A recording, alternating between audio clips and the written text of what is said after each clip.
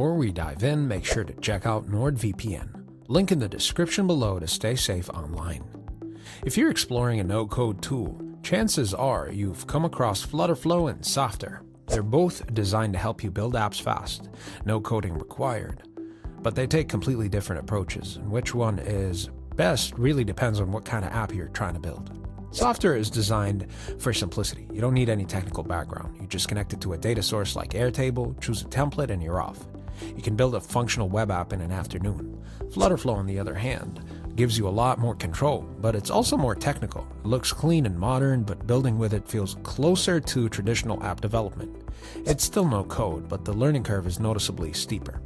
Softr is perfect for internal tools, client portals, marketplaces, or directory-style apps, anything that needs structured data and user access without too much complexity. It's optimized for web and built on top of Airtable or Google Sheets. FlutterFlow is built for mobile apps, especially native Android and iOS apps. You can still build web apps with it, but its real power is in mobile, where you get access to native components, Firebase integration, and exported Flutter code.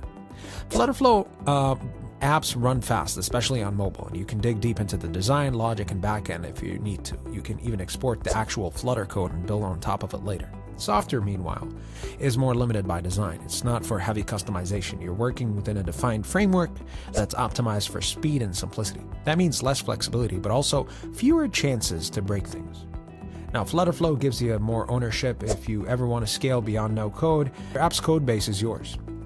Softr is more like a hosted solution. You're tied to their ecosystem. It's great for MVPs and lightweight apps, but if you want to scale or deeply customize later, you may hit a ceiling. So, which one is best? If you need to get a simple web app or portal up and running quickly, you don't need, mess with logic or code, Softr is the way to go. It's clean and fast and incredibly beginner-friendly. But if you're building a real mobile app or want full control over design, features, and backend logic, FlutterFlow is the stronger, more scalable option. It takes longer to learn, but gives you much more power.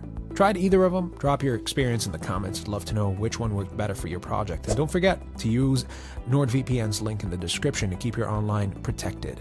Thank you for watching, and I'll see you in the next video.